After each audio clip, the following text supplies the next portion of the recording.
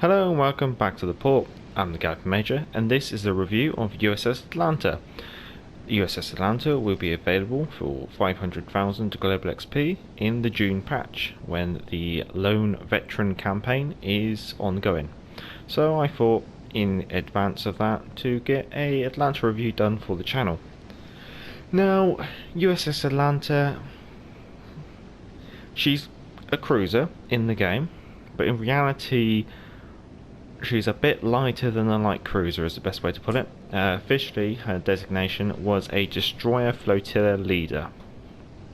Basically she's a bigger destroyer in order to act as a flagship of a destroyer flotilla, and therefore she packs a little bit more punch, which means she works very well against destroyers, not so well against cruisers.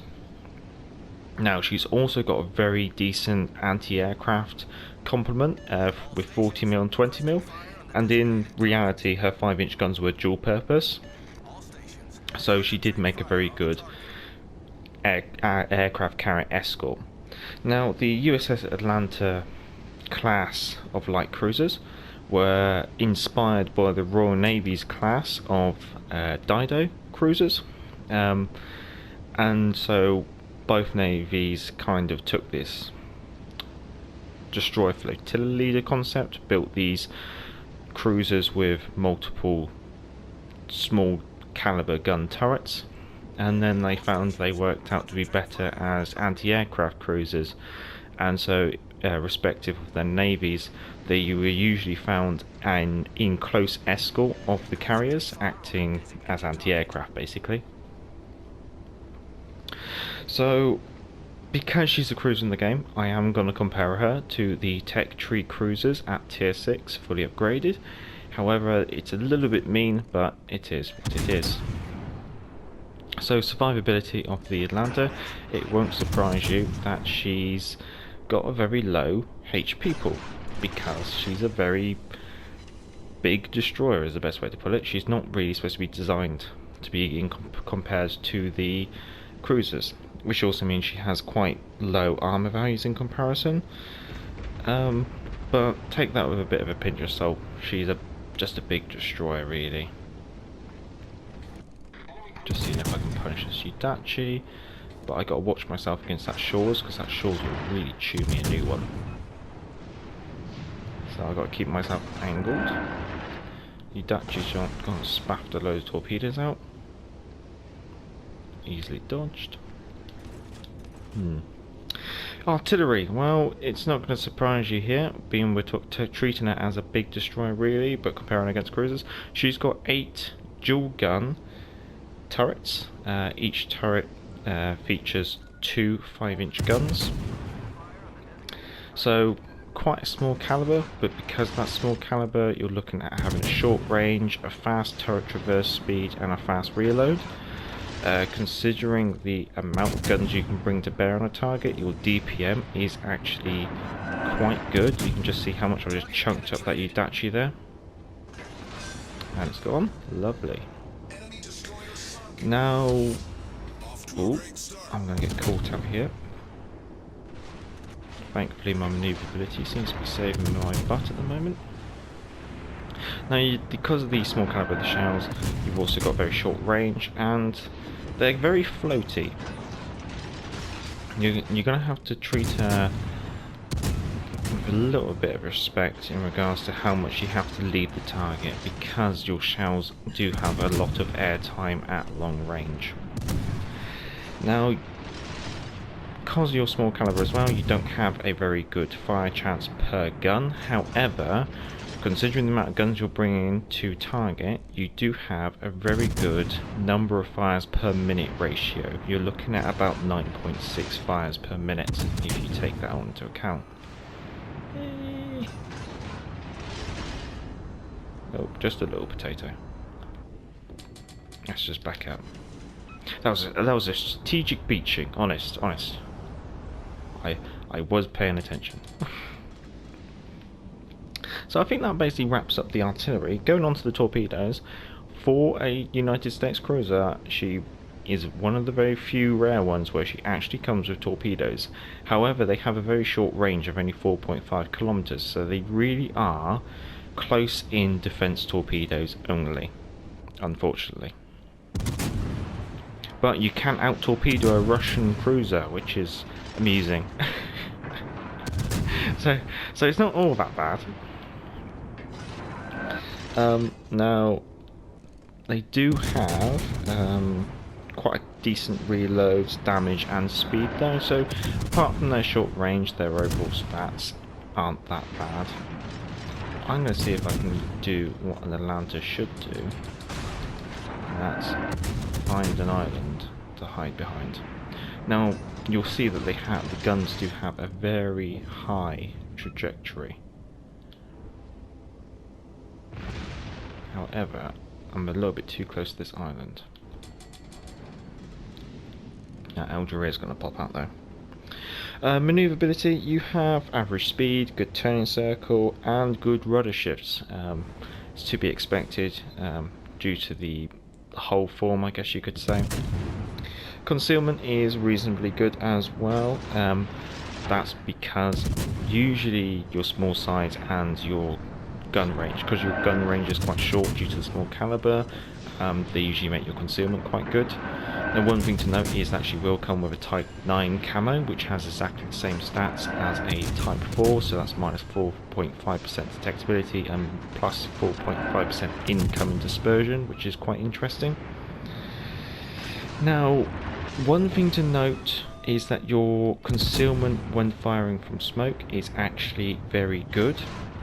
So should you division up with a destroyer or you see a smoke screen available, you can take advantage of that very well. So that's something to always bear in mind. Here, I can just get those shells over the island. Mostly. Now, consumables, you come with 2 sonar, which will pick up ships at 4.2 kilometers and pick up torpedoes at 2.9 kilometers, and you're looking at a 180-second reload on that and a 94-second duration.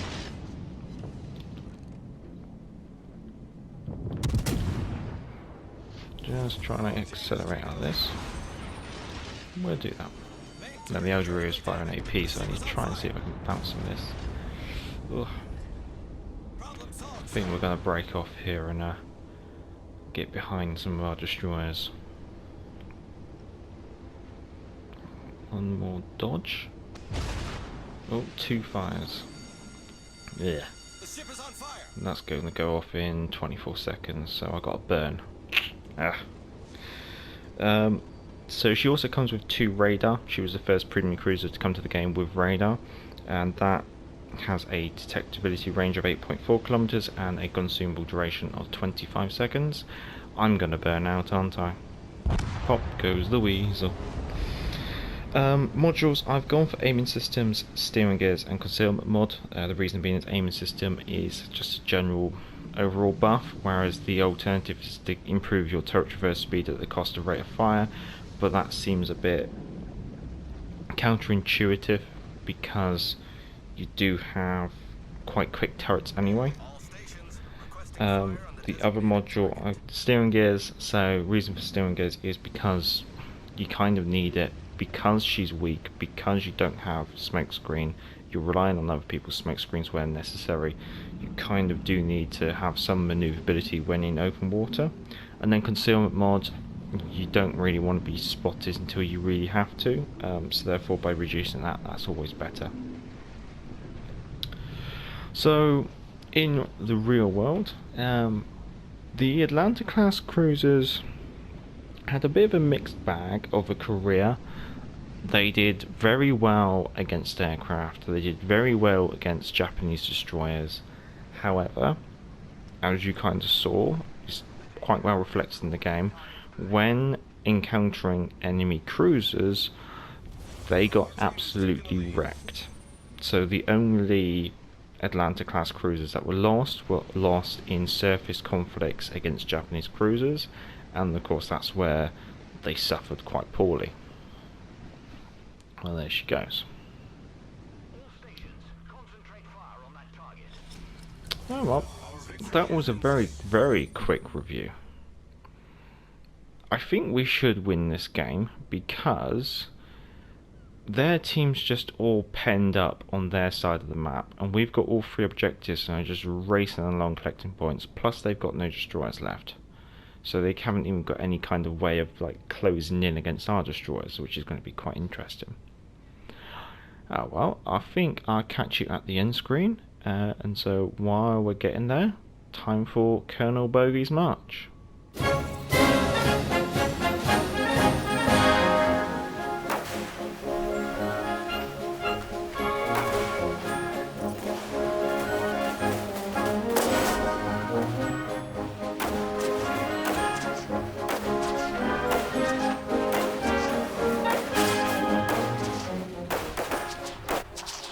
So here we are at the end screen. So that was, I don't know, it felt like a bit of a mediocre game in USS Atlanta. Only 46,000 damage, only 1 kill. However, 140 hits on target and 4 fires. So you can see that you can kind of like pummel the enemy quite hard. Looking at the teams, okay, I've come top. Considering I went with like nearly halfway through the game, I must have done quite a bit to get to that position already.